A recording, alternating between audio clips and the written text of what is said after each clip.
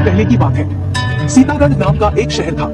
इस शहर में एक परिवार रहता था। इस परिवार में श्याम अपनी पत्नी और 2 बेटों के साथ रहता था। श्याम एक प्राइवेट नौकरी करता था, अपने परिवार का पेट पालता था। श्याम अपनी नौकरी बड़ी ईमानदारी और सच्चाई के साथ करता था। वह हमेशा दूसरों की मदद करता और अपने जीवन में हमेशा खुश रहता था। श्याम की पत्नी का नाम मीरा देवी था। वह घर पर बच्चों को ट्यूशन पढ़ाती थी, अपने घर को संभाल कर रखती थी, अपने पति और दोनों बेटों से बहुत प्यार करती थी। इसलिए वह हमेशा उनके मनपसंद का खाना बनाती और उनको बड़े प्यार से खिलाती थी। वह अपने काम से भी बहुत खुश थी। बच्चों को पढ़ाना उसका शौक था, इसलिए वह घर पर ही बच्चों को पढ़ाती थी, अपना शौक पूरा करती थी। श्याम के एक बेटे का नाम सोनू था। वह बहुत जिद्दी और बदमाश था। वह अभी बहुत छोटा था, लेकिन उसकी बदमाशी बहुत ज्यादा होती थी। वह हमेशा टीवी ही देखता रहता था, पढ़ाई कभी नहीं करता था। स्कूल में हमेशा सबसे लड़ाई करता और बदमाशी करता था, जिसके कारण स्कूल वाले उससे बहुत परेशान रहते थे। स्कूल वाले भी चाहते थे सोनू किसी भी तरीके से ठीक हो जाए, वह अपना पढ़ाई पर भी ध्यान दे। सोनू स्कूल में बहुत बार फेल हो गया था। स्कूल के प्रिंसिपल उसको निकालने की सोच रहे थे। प्रिंसिपल का मानना था, ऐसे लड़के अगर हमारे स्कूल में पढ़ेंगे तो हमारे स्कूल का नाम खराब होगा, हमारे स्कूल में बच्चे एडमिशन भी नहीं लेंगे। इसलिए प्रिंसिपल ने सोचा, क्यों ना मैं इनके माता पिता से बात करूं, उनको सारी बात बताऊं। जबकि श्याम का दूसरा बेटा पढ़ने में भी तेज था, खेलकूद में भी अच्छा था। उसने स्कूल में बहुत सारे इनाम भी जीते थे। सारे टीचर उसकी बहुत तारीफ करते थे। सब लोग यह सोचते थे, इनके बेटे कैसे हैं। एक तो पढ़ने में बहुत तेज, दूसरा हमेशा केवल बदमाशी करता रहता है। श्याम के दूसरे बेटे का नाम राजू था।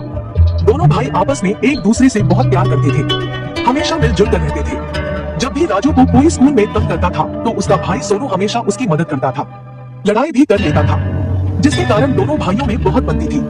दोनों में बहुत प्यार था, हमेशा एक साथ बैठकर खाना खाते थे, हमेशा प्यार से रहते थे। इसी तरीके से पूरा परिवार खुशी खुशी रह रहा था। श्याम सोनू को लेकर बहुत चिंतित रहता था।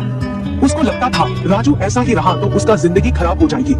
वह सोचता था, क्यों ना कैसे भी करके राजू को ठीक किया जाए। राजू को उसके माता पिता बहुत समझाते थे, बेटा टीवी मत देखो, पढ़ाई करो। लेकिन फिर भी राजू स्कूल से आने के बाद दिन भर टीवी देखता और समय पर खाना भी नहीं खाता था। हमेशा उसका यही रहता था, अभी मैं 5 मिनट में देखकर चला जाऊंगा। ऐसा ही बोलकर वह पूरे दिन भर टीवी देखता था। टीवी ज्यादा देखने के कारण उसकी आंखों में दर्द होने लगा और उसको दिक्कत होने लगी। लेकिन राजू को तो लगता था उसको आंख में चोट लगी है, जिसके कारण उसको दिक्कत हो रही है। इसलिए जब तक उसकी आंखों में दर्द था तब तक उसने टीवी नहीं देखा और डॉक्टर से दिखाने भी गया।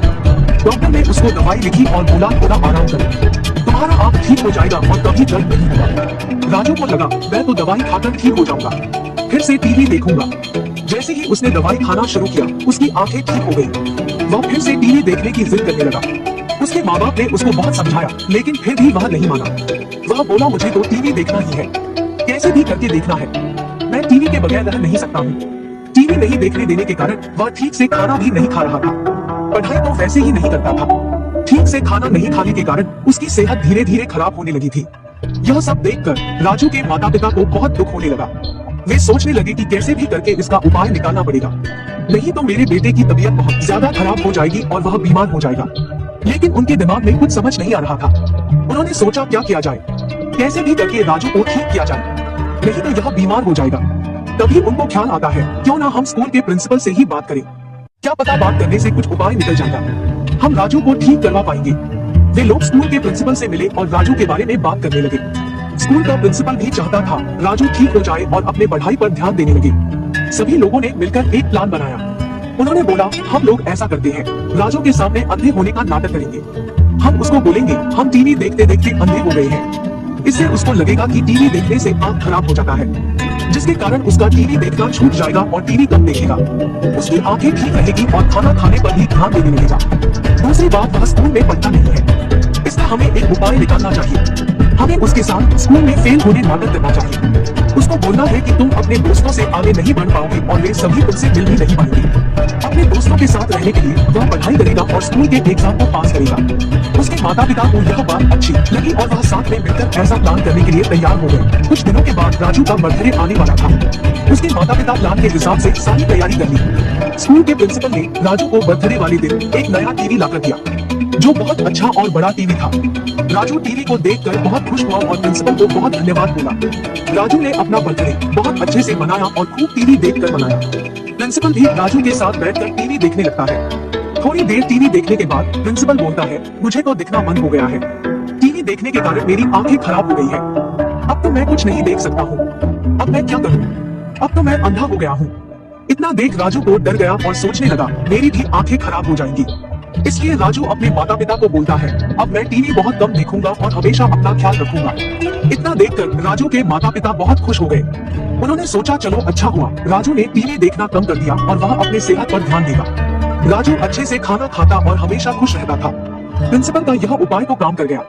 अब उनके दूसरे प्लान की बारी थी, जिसमें राजू को पढ़ाई का महत्व समझाना था।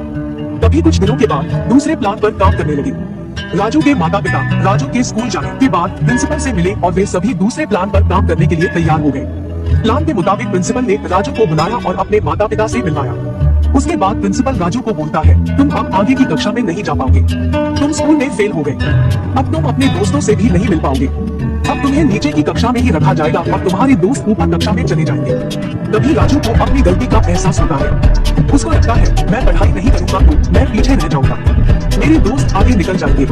उसने अपने माता पिता और प्रिंसिपल से बोला, आज के बाद मैं पढ़ाई अच्छे से करूंगा और स्कूल में किसी से भी लड़ाई नहीं करूंगा। मैं अपनी पढ़ाई पर पूरा ध्यान दूंगा। आप सभी मुझे माफ कर दीजिए। यह सब बात सुनकर राजू के माता पिता बहुत खुश हो गए।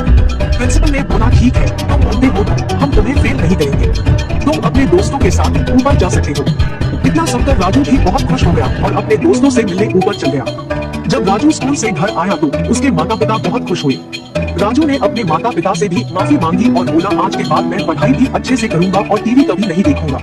अपनी सेहत पर ध्यान दूंगा और हमेशा समय पर खाना खाऊंगा। इतना सब सुनकर राजू के माता पिता बहुत खुश हो गए और राजू भी अब पूरा बदल गया था। अब वह अपने पढ़ाई और सेहत पर अच्छे से ध्यान रखता। स्कूल की परीक्षा की तैयारी भी अच्छे से करने लगा। इसी तरीके से पूरा परिवार खुशी खुशी रहने लगा।